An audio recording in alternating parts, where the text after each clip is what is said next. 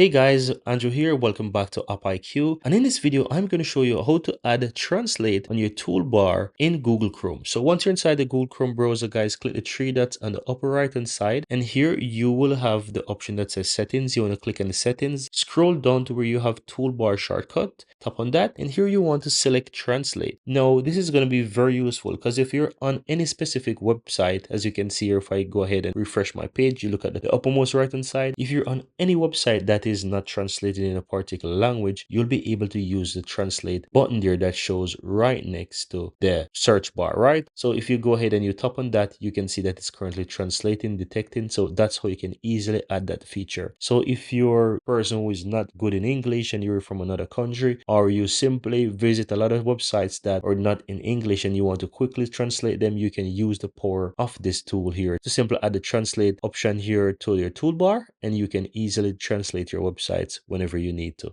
And that's it.